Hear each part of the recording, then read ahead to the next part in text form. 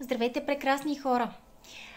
Днес съм тук първо за да ви поздравя с това, че се включихте в затворената ни Фейсбук група и по-важното, да ви напомня за нещо, което е изключително важно да не забравяме в студения сезон. Аз наблегнах на това, може би в първия ви видеоурок, когато говорих за сезона на простудите, когато говорих за това, че храната ни трябва да бъде топла, но нека да обърнем особено голямо внимание, че има някои места в нашето тяло, които по никакъв начин не бива да позволяваме да се преохлаждат в този сезон. На първо място ще започна с краката, с стъпалата. Защото знам, че тук има много майки на момичета, вероятно и много суетни дами, които не искат да се отказват от някои навици да ходят с по-разсъблечени дрежки, извинявайте да ми пишат, да ходят с по-боси и по-голи крачета, а сезона и захлаждането навън не позволява, ако искаме да оставаме здрави, да запазваме имунната си система, не ни позволява да си позволяваме такива своеволия. И така, на първо място краката.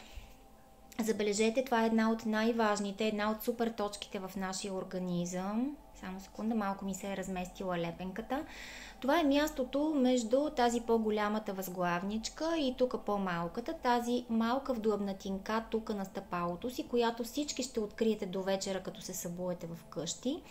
Това местенце ще го откриете малко по-чувствително, може би малко по-болезнено от останалите зони, в лека вдлъбнатинка. Прекрасно е, ако всяка вечер правите масаж. Удобно е да захващате стъпалото с палеца си и по този начин да масажирате. Идеално ще бъде, ако ползвате някакви етерично-маслени кремове или, както по-нататък ще говорим в видеото ни за етеричните масла, любимите ми кремове, крем мащерка или крем хвойна. Това са швейцарските кремове на Vivasan. Вероятно много от вас ги познават. Просто вечер не пропускайте да масажирате тази точка. Същото, разбира се, касае и децата ви. Ако в момента тази програма така най-вече вдъхновена от това да пазите здравето на децата си, прекрасно ще бъде, ако вечер или поне 3 пъти в седмицата правите масаж на крачетата и наблягате на тази точка. Достатъчно е 1 минута да масажирате тази точка. Тази точка е изворната точка на меридиана на бъбрека. Меридиана на бъбрека започва тук, върви по долната страна на ходилото ви, по стъпалото ви и от към вътрешната страна, от към палеца, излиза към страната на вътрешния глезен, вътрешния малеол и прави една примка, едно кръгче около него. Ето така от тук завива, прави една примка и продължава нагоре до бедрото, корема и стига чак до тук. Това е меридиана на бъбрека. Меридиана на бъбрека по никакъв начин не бива да бъде преохлаждан, така че не допускате вашето дете да ходи босо по циментовия, каменния или теракотения пот. Задължително дебели чорапки, ватирани чорапки, най-добре пантовки. Не бива да се преохлаждаме.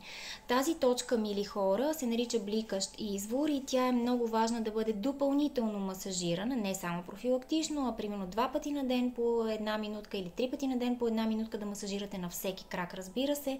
Когато имаме болки в гърлото, когато имаме главоболие, когато имаме лошо настроение, когато имаме всякакви смущения с дишането, дали задух, дали просто кашлица, също така при дамите по време на климактериум, тази точка помага при при горещите вълни и е точка, която задължително трябва да бъде стимулирана при изтощение. Аз наблегнах, може би, на това малко в първото видео, където споменах, че бъбреците отговарят за нашата енергия.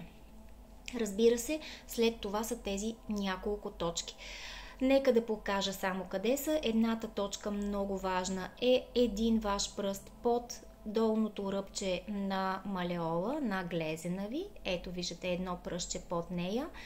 отново в длъбнатинка. Тази точка също е на меридиана на бъбрека и тя е много важна, особено когато имаме някакви страхови състояния, тревожност, когато имате дете, което страда от някакви страхове, от нощни кошмари, от безсъние, е изключително важна. Много важна точка при цистит, при хроничен, при остър цистит. Всъщност много добре знаете като дами, че когато се простудим, когато охладим краката си, в общи линии цистита може да ни дебне и това е основното, което трябва да съблюдаваме в този сезон. Още не сме влезли в сезона на бъбрек и пикочен мехур, но бъбрека е единия меридиан, който изключително много трябва да пазим. Другата точка се намира отново съвсем зад, даже не едно пръще, буквално зад глезена, в длъбнатинката, между кокълчето и ахилесовото сухожилие, и следващата точка се намира един пръст по-високо. Не е нужно точното местоположение да търсите, просто захванете глезена си от към ахилесовото сухожилие, ето така с 3 пръста. Извинявайте, само да откажа едно обаждане. И масажирайте хубаво тук, докато сте намазали с кремче. Отново напомням, че масажа трябва да бъде около 1 минута и трябва да бъде болезнен приятно болезнен към така 6-та степен болезнен. Ако 10 е максималната степен, нали, трябва да усещате някакъв дискомфорт и известна болка. Това са много важни точки за имунитета, за пазене на жизнената ви енергия. И още веднъж наблягам, тази зона по никакъв начин не трябва да бъде охлаждана. Още една много важна точка има, която се намира 3 пръста над вътрешния малеол, над вътрешното кокълче. Поставете ваши 3 пръста и там, където се пада над този глезен, над кокълчето, над тези 3 пръста, ще намерите отново болезнена точка в длъбнатина. Какво се получава? Че глезена ви, стъпалото ви и поне 3-4 пръста над кокълчето по никакъв начин не трябва да охлаждате краката. Аз се ужасявам, когато в този сезон, понякога и когато навън дори има сняг, виждам млади момичета с кецове, т.е. тук е гол глезена и панталон, който е високо над глезена. Това не го допускайте, мили майки, ако искате вашите деца да са здрави, ако искате да имат здрава репродуктивна система, ако искате да имате внуци един ден, просто старайте се по всякакъв начин да обясните на вашите момичета, че това място винаги трябва да остава топло. Китайците казват за нас, западните хора, че ние боледуваме поради 2 основни причини. Защото се простудяваме и защото ядем салати. Салатите са прекрасни, те са ни много важни в топлия сезон. Извинявайте, от февруари-март, когато започне да се запролетява, когато излязат истинските свежи салати, до днес, докато има слънце, докато е топло, до септември, хайде така да го кажем, салатите са много важни и пресните зеленчуци са много ценни за нас. Но от октомври, даже от средата на септември, от октомври, да кажем, до края на февруари, никакви салати, ако искате да сте здрави. Всички зеленчуци са сготвени. И кореноплоди. Така, никакви салати, марули и краставици. Добре, толкова за крачетата. Едно много важно място, това беше предимно меридиан бъбрек, който винаги трябва да остава топъл. Много важно, ръцете. Ако сте били на някоя от презентациите и на обученията на графиня Волфскил, аз съм била в нейно такова продължително обучение по натуропатия. В този сезон тя винаги носи ръкавички. Може би много от вас познават графиня Волфскил, една много мила германска дама. Тя е натуропат. В Германия натуропатите не са лекари, но те също учат доста медицински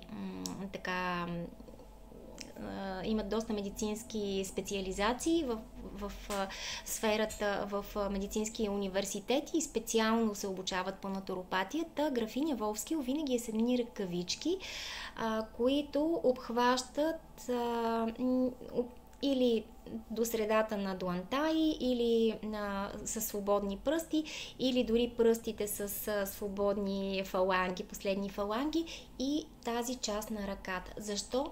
Защото ето тук минава меридиана на белия дроб.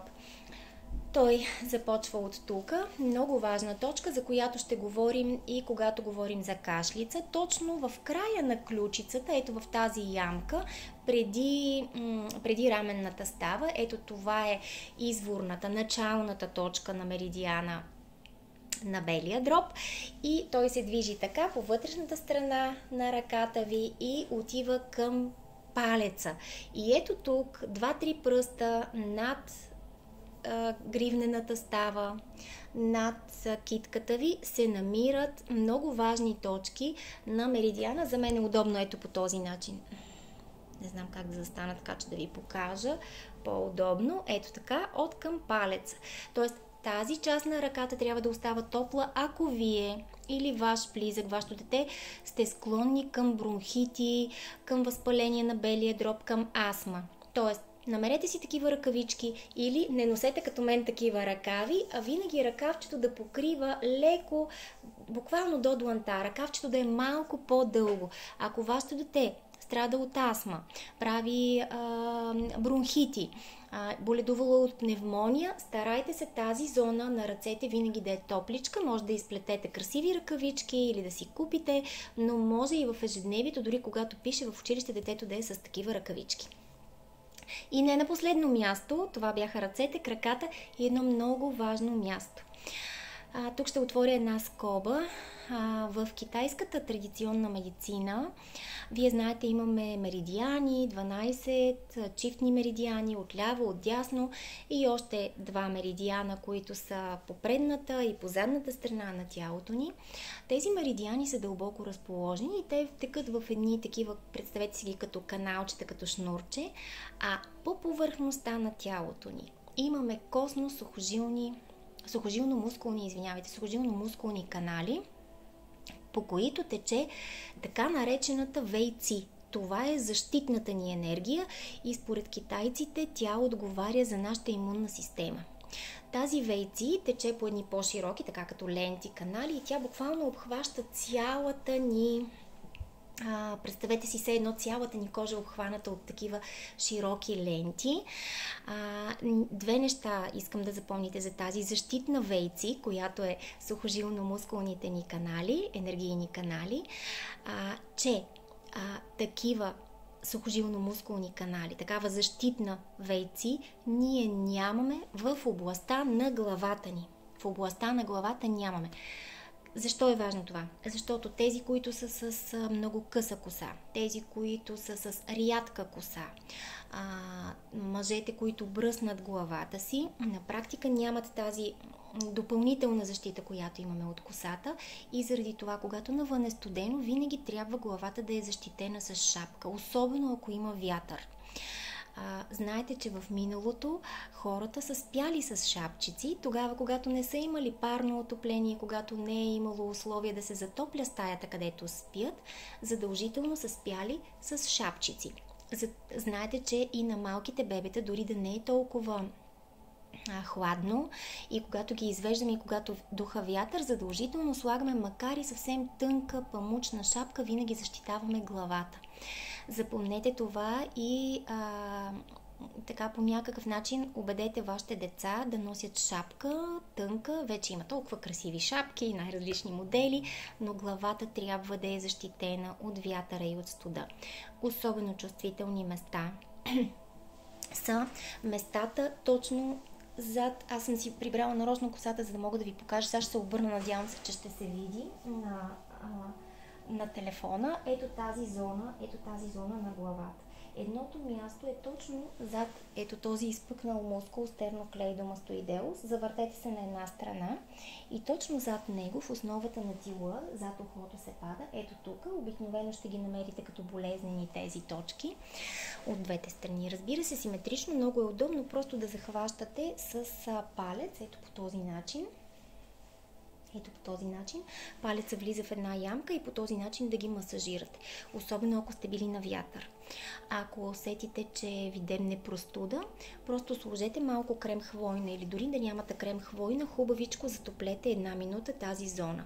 Малко по-навътре в окосмената част на главата, разбира се, и по-нагоре и по-надолу минава меридиана на пикочния мехур. Той също е много склонен да се преохлажда. Още повече, че меридиана на пикочния мехур, аз ще ви покажа картинка, мисля, че тук имам точно под ръка. Не мислих да го правя, но ще ви го покажа. Меридиана на пикочния мехур е един от много повърхностно разположените меридиани, заради което той също много лесно се преохлажда. И, например, той започва от тук, движи се нагоре през основата на веждата, след това в окосмената част на главата минава отзад, точно от двете страни на гръбначния ни стълб и стига чак долу, минава по целия крак, по целия долен крайник и към малкото пръстче. Ето ще ви покажа картинка на меридиана на пикочния мехур. Виждате къде започва от вътрешния ъгъл на окото и минава отзад. Виждате, това са места, които много често, когато ходим на масаж, много добре ни ги загряват. Масажиста ги загрява, затопля ги и там слага вендузи, защото той трябва да остане топъл, за да ни защитава. Така че запомнихте, винаги когато... Изгубих си шала.